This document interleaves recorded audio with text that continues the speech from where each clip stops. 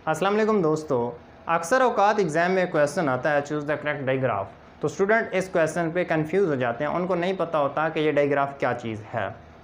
तो डायग्राफ का मतलब उर्दू में होता है मुरक्कब, यानी दो या दो से ज़्यादा लेटर्स मिलकर जब एक साउंड पैदा करते हैं उनको हम डायग्राफ कहते हैं।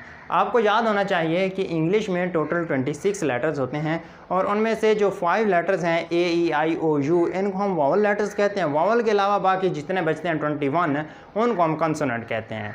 और ये कंसोनेंट कभी कभी ऐसा होता है दो कंसोनेंट मिलकर कोई एक साउंड पैदा करते हैं, सिंगल साउंड देते हैं, उस वक्त हम कहते हैं कि ये डायग्राफ हैं। एग्जाम्पल्स के तौर पर हम देखते हैं कि कौन कौन से स्पेलिंग मिलकर डायग्राफ बनाते हैं। तो देखते हैं, यहाँ पे है SH CH PH TH WH TION TURE DG। ये वाले स्पेलिंग मिलकर सिंगल साउंड पैदा करते हैं। कौन कौन से?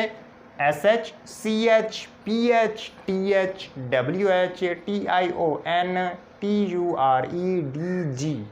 ये स्पेलिंग जब मिलते हैं तो उस वक्त कोई एक आवाज़ पैदा होती है, उसके बाद हम कंप्लीट वर्ड बनाते हैं। इनके साथ कभी हम प्रीफिक्स लगाते हैं, कभी हम सफिक्स लगाते हैं।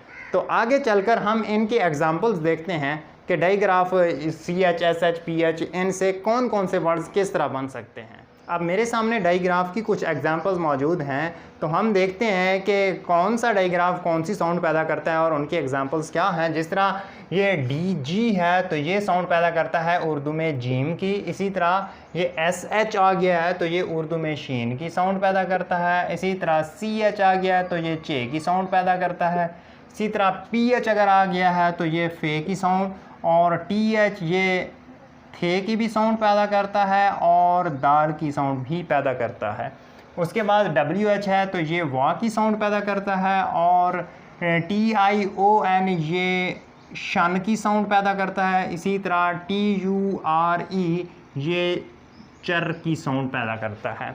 तो एग्जांपल्स देखते हैं कि किस तरह इनके एग्जांपल हैं, और जो डायग्राफ बनते जाएंगे उनको मैं अंडरलाइन करूँगा। देखें, जैसे ये नॉलेज है तो इसमें डायग्राफ DG है, इसमें ब्रिज है ये डायग्राफ हुआ, ये एक्नॉलेज ये डायग्राफ, बैज ये डायग्राफ, जज ये डायग्राफ। उसके बाद SH डायग्राफ देखते हैं, शी ये डायग्राफ, शेक और shore, sheep, shut, shop, shelf, shell और पश ये डायग्राफ बन रहे हैं, क्योंकि देखें ये जीम की सारी साउंड पैदा कर रहे हैं और ये शीन की साउंड पैदा कर रहे हैं।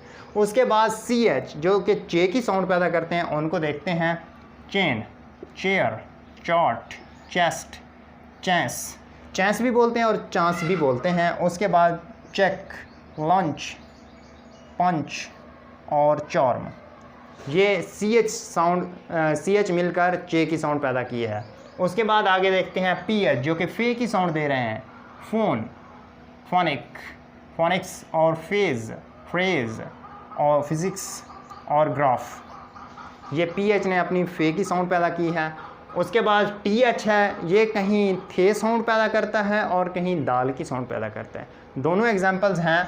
इसको हम थैंक बोलते हैं, थिंक, थम, थर्सडे, थंडर, 13, 30, और ये थे की साउंड वाले थे। आगे देखें, देन, अब दाल की साउंड हो गई है, देन और दी, TH ने दाल की साउंड भी पैदा की है।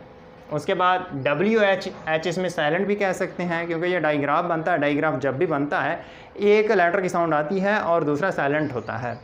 या इस तरह भी कह सकते हैं कि दो कंसोनेंट मिलकर एक साउंड पैदा करते हैं। तो देखें, WH वहाँ की साउंड पैदा करता है, तो what, wheel, when, which, where, what, whisper, why और हु, WH ने मिलकर एक साउंड पैदा किया, और ये एग्जांपल्स हैं। उसके बाद TION जब भी आता है किसी भी वर्ड्स में तो वो शन की साउंड पैदा करता है। एग्जांपल्स, नेशन और रिलेशन, ऑपरेशन, इसी तरह सिचुएशन और ट्रांसलेशन, इमेजिनेशन। उसके बाद है पोजीशन, पॉल्यूशन, और सॉल्यूशंस, ये शन की साउंड वाले हैं। उसके बाद आगे TURE, ये चर की साउंड पैदा करते हैं। अब देखें कैसे, क्रिएचर और मॉइस्चर, फ्रैक्चर और इसी तरह इमेचर, MEG और इसको बाज़ औक़ात पढ़ लेते हैं लेकिन इमेचर पढ़ना चाहिए।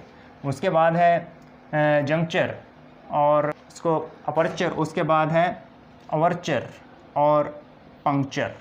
ये थी डाइग्राफ की एग्जांपल्स। आप देखें डाइग्राफ कौन कौन से हैं, DG, SH, CH, PH, TH, WH, TION, TURE, ये कॉमन इस्तेमाल होने वाले डाइग्राफ हैं। तो मैं उम्मीद करता हूं कि आइंदा जब भी एग्ज़ाम में डाइग्राफ के हवाले से कोई भी क्वेश्चन आएगा आप फौरी तौर पर उसको सॉल्व कर सकेंगे। अगर वीडियो अच्छी लगे तो वीडियो को लाइक कर दीजिए। अगर अभी तक आपने इस चैनल को सब्सक्राइब नहीं किया तो जल्दी से इसको सब्सक्राइब कर लें। मिलते हैं नई वीडियो के साथ। Thank you so much. अल्लाह हाफिज़।